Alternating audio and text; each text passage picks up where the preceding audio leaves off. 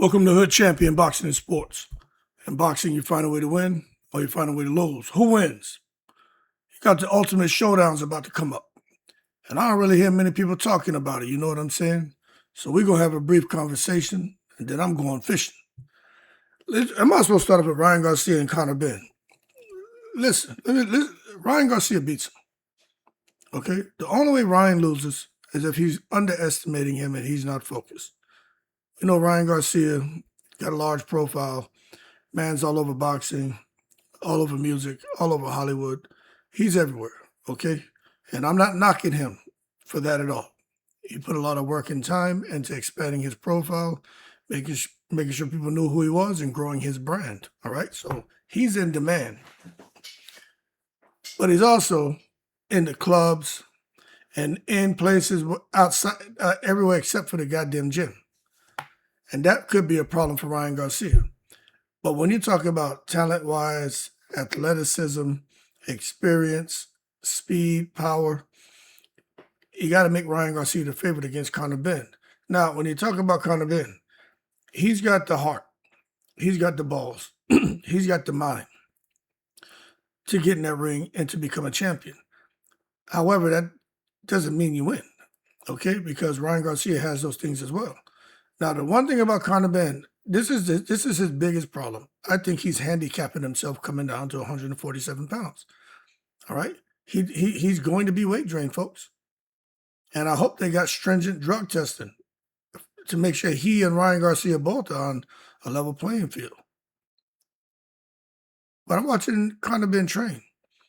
He's too tight. He's forcing things. You know, he gets in it with Ryan. I mean, what makes anyone think that Conor Benn's going to come in there and steamroll Ryan Garcia? He's going to run. Ryan Garcia has freakish speed. Ryan Garcia is going to land his shots, especially that left hook.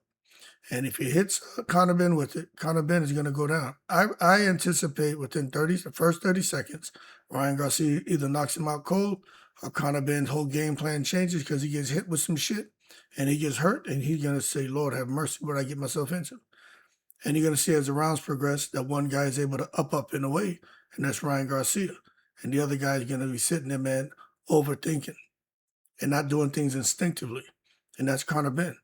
If your whole game plan is to be on the front foot and come and steamroll an opponent, now you get put on the back foot, your ass is in trouble.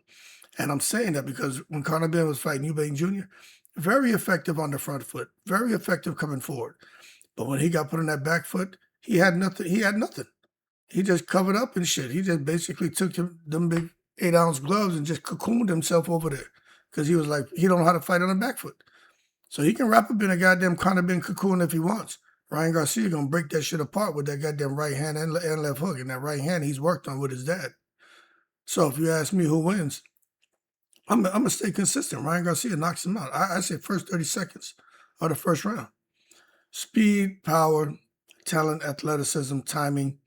It's ridiculous. You just can't teach that goddamn speed, and you can't teach that power. And for Conor Benn, he's got the heart, man. The dude's like a lion, all right? But that's not going to win the fight. He's going to need more than that, and what he needs, I don't think he has to beat Ryan. And remember, Ryan ain't Chris Eubank Jr.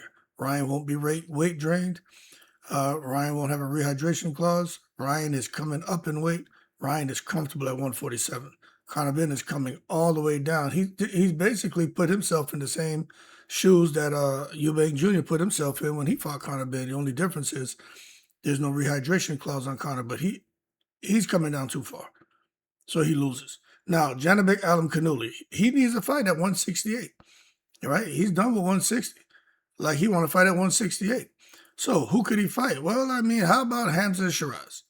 Now, I'm going to tell you right now, Hamza Shiraz, after he fought Edgar Berlanga, a lot of us were like, Hamza Shiraz is that guy. Now, when he fought Carlos Adames, we were like, Carlos Adames got robbed. But when he knocked out Berlanga, we were like, okay, he's got this freakish power. He's tall. He gets the leverage. He's got the reach. Then he comes out and fights this weekend and flops. Even Turkey Al-Sheikh, you know, when Turkey's in the house every day is Thanksgiving, even he was like, hold your horses, Hamza. You took it to the stupid. So I think a perfect fight is for Janibek Alimkhanuly to go straight at Shiraz. And I'll be honest with you, they need to be drug testing, Janibek Alimkhanuly. I don't care what he says. I know sometimes things, things happen. But at the same time, I'll put it to you this way. I was in the military damn near 26 years. And I always had there was always a urinalysis being done on us. I've been tested, or undergone a urinalysis, man, fucking 20 plus times in my career, man. I never tested positive for nothing. So, and I used to work out and take all them supplements and all that shit. You know what I'm saying? So if you're getting over the counter shit, now remember, boxing is different. But I just have a feeling, man. You just don't accidentally test positive for shit. That's how I feel deep down. But the bottom line is Hamza, Shiraz, and Alimkhanuly. I got Alimkhanuly, man, with that southpaw style winning that fight. I got him winning.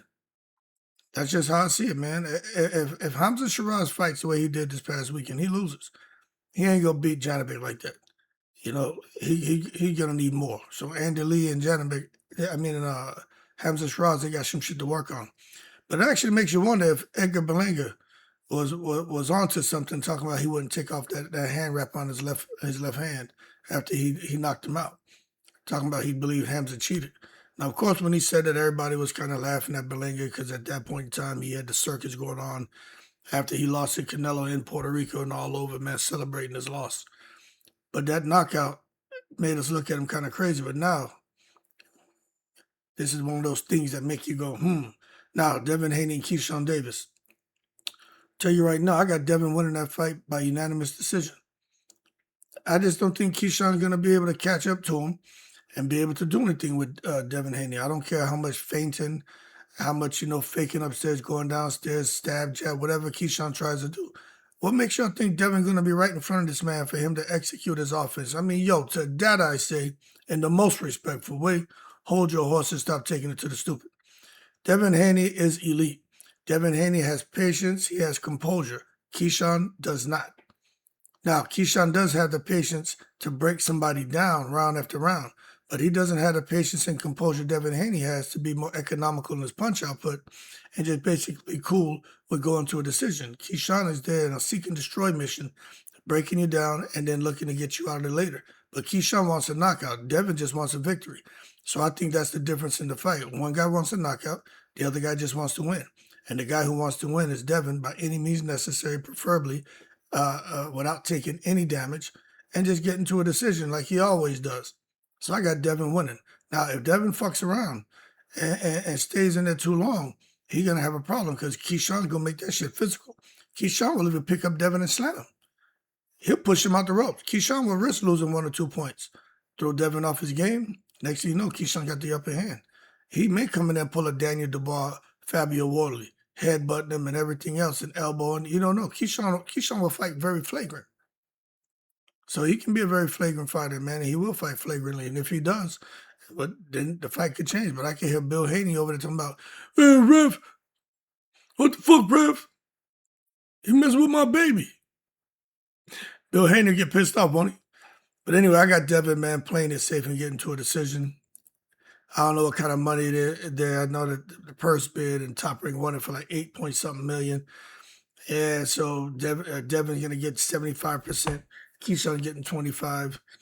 I don't know if the numbers worked out the way Keyshawn was hoping.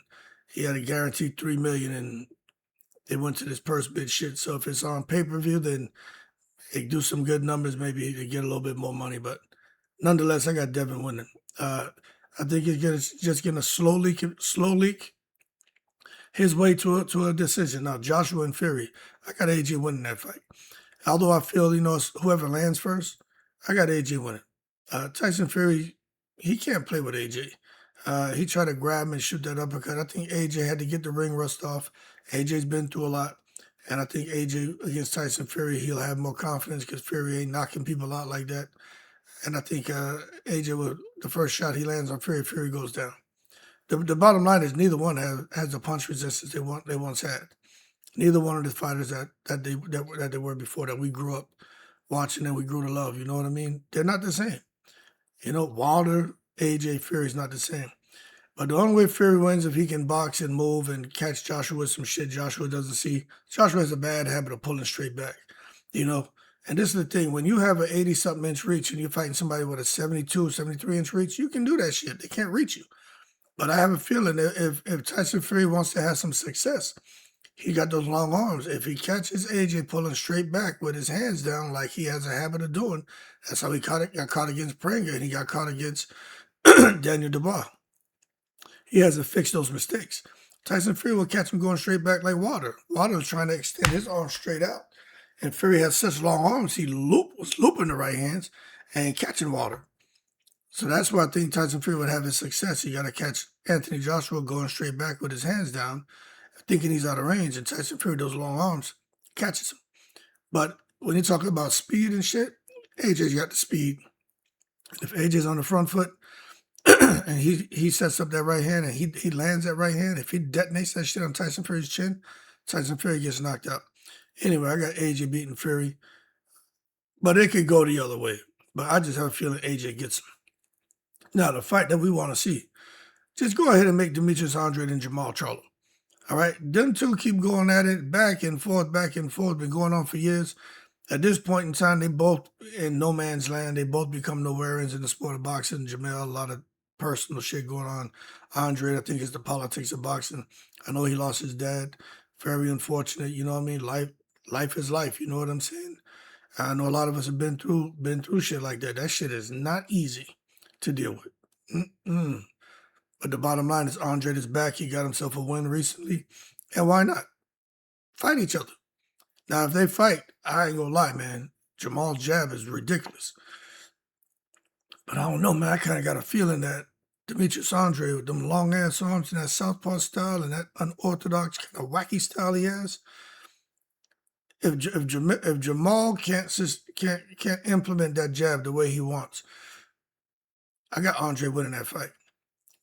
You know, I got him winning that fight. The first 2 rounds could be very dangerous for Jamal. But because I watched Jamal when he was fighting Jose Benavidez Jr.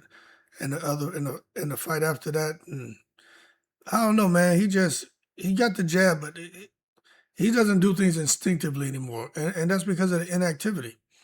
But I just think Demetrius Andrade gets him, and he may knock him out.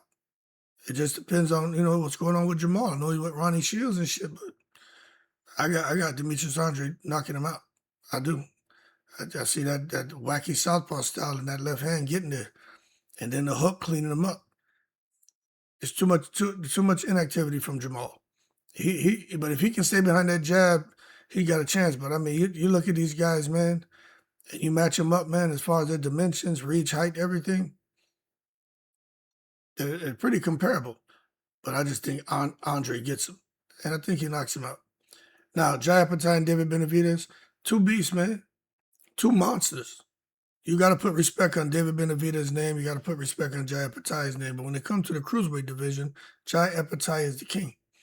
Like, this isn't up for discussion. Anybody want to debate me? Man, fuck that. Go jump in the river. Butt naked, swim halfway across, confront a man-eating crocodile, and let's see if you make it to the other side. If so, then I'll listen to you. If not, well, good riddance.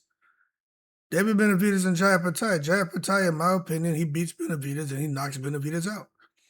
You understand? Benavidez is a beast. But to think he's just going to be up at cruiserweight and beat Jai Opetaia, y'all got to stop with that. Okay? Now, is it possible? I mean, yeah, but I don't see it. Benavidez Jai Opetaia ain't going to just stand in front of you. And Benavidez don't have the style to slick boxing move. He wants to stalk you down and come in with the high guard and work behind a little jab and come with the right hand and throw power shots. He going to walk into something. Remember, Jai Opetaia got that southpaw style. Jai Opetaia was a beast from a young man. He was a boxing phenom, just like David Benavidez. So there's a whole lot of talent there. And remember, I'm putting respect on both of their names. I just think if they get in there, man, I just think the IQ of Jai, the southpaw style, the power, the explosiveness, and his mobility creates problems for David Benavidez. And the left hand will get there and he will get hurt. Benavidez has been buzzed in a couple fights, man. He covers up really well. He recovers really fast. But he's there to be hit. I mean, he's right in front of you. And I just think when Jai puts them damn Aussie, oi, Osmo and bing bings on him, I think David Benavidez gets knocked out. Now, if for some reason Jai stands there and he decides to fight on the inside, look, that's not his style. That's Benavidez's style. That's what Benavidez is comfortable. But then Benavidez is going to have a whole lot of success. Jai can't give him that. So I think just when you see, styles make fights, and I think the way this is matched up, I think Jai gets outboxes him. I think he knocks him out. I think that left hand gets there. He's ferocious, and he knocks out David Benavidez. That's just how I see it. Now, Rolando Romero and Teofimo Lopez, everybody talking about Teofimo's going to outbox him. Rolly's a joke. Where you get that from? Y'all better stop this bullshit. There's a reason why people don't want to fight that dude. Rolly can crack. Rolly can fight. Rolly's getting better. And Rolly's going to knock out Teofimo. If Teofimo's coming in there, jumping in, because this is the thing. Patience, timing. Teofimo ain't trying to be patient. He's going to want to rush in. He's going to want to jump in. He want to get his shots off. Teofimo's an aggressive fighter, a talented fighter, fast hands, explosive, very athletic. Teofimo wants to get in. He wants to hit you. He wants to knock you out. But he going to come in there with Rolly. Rolly going to time him with some shit. They know Rolly hits hard. They know Rolly's a beast. They know that. But one thing I don't think they realize is just how much Rolly Romero has improved. And I don't think they understand his spiritual journey as well. Rolly's not the same guy. He's even more dangerous now. So the way I see the fight going, Teo jumping in with something. Rolly's still very physical in the ring. And he throws a shot, even if he misses. They get into a bit of a clinch. Rolly overpowers him, punches out the clinch. He catches Teo with some shit and puts him down, and then Teo gets up and Rolly goes in for the finish, and his dad jumps in the ring.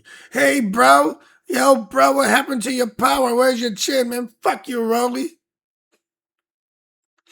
Thought you guys were bros.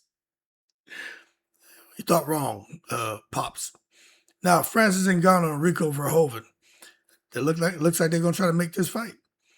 Now, you ask me who wins. Look, it's supposed to be, I think, a MMA bout.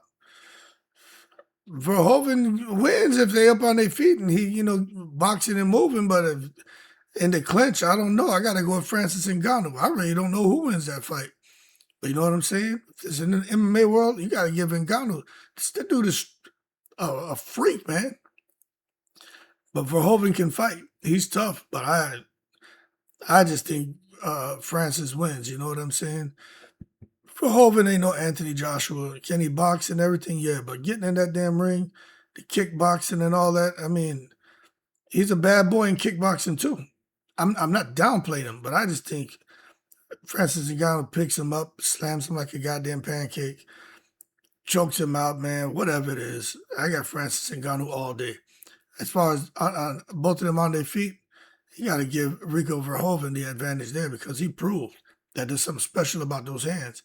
But that MMA World Kickboxing thing, man, I don't know. I just got to go with Francis Ngannou because I think he gets his hands on him, which he will. It's going to be all she wrote. Dude, too strong, too powerful, man. But it's going to be a good fight. Now, Clarissa Shields and K. Scott. I'll talk about so much about this fight coming up. I'm not going to spend a lot of time on it right now. I think K. Scott has a great chance. Clarissa should be the favorite. Clarissa should win. But Clarissa has a lot of distractions. Personally, professionally, she got this hard weight cut she making like Conor Benn. I don't know why she's coming down to 160 just to go back up to 175. It makes no sense for her to have done that, but she's doing it. But I got Clarissa Shields, man, winning the fight. But I'm going to be watching. The first 3 rounds, I think, is going to be hell for K. Scott. If Clarissa fatigues and K. Scott's in tremendous shape, then K. Scott wins that fight. K. Scott is in tremendous shape. K. Scott knows she's the underdog. Okay? She knows she has nothing to lose. So all the pressure's on Clarissa to perform. And I just think Clarissa coming down to 160 is a mistake. People keep talking about Roy Jones Jr. coming down from heavyweight to 175 and how he looked against Antonio Tarver. Then Antonio Tarver coming down from 200-something pounds back down to 175 because he went and did the Rocky movie. Then he came down to fight Glenn Johnson. And, and he didn't look that great. So when you start cutting a lot of weight, especially if you're cutting muscle, you can be deprived of all your energy and everything when you come down. Your ability to recover is gone. Your punch resistance is affected. So for Clarissa, she had a lot of fat to lose, but she did have some muscle too. She is toning up, so the weight's coming off. It still looks like she may struggle to get to 160, but it's coming off. But I just think Kid Scott has the opportunity of a lifetime to hit a grand slam. Can she do it? I mean, anything's possible, but you gotta favor Clarissa Shields. I mean, it is what it is. But I would not be surprised if all of a sudden that fight turns super competitive, especially after the first couple rounds, because Clarissa just threw it all out there trying to go for a knockout because of Case Scott's history with the CAT scans and all that bullshit. And Clarissa goes balls to the wall, man, please. And she tries to get that knockout in Case Scott and it doesn't happen. And all of a sudden you're in round 3 and 4 and Case Scott's there and she starts to pick up the pace and push the fight. And Clarissa has to dig super deep. Next thing you know, you go to the scorecards and the judges announcing a split decision, and everybody on the edges of their seats because they can't believe what they just saw. Now, that being said, man, y'all keep cool. I'm about to go ahead and bust the gills on these fish. Be positive, have a good day, eat something good, all right? I'm in the breeze.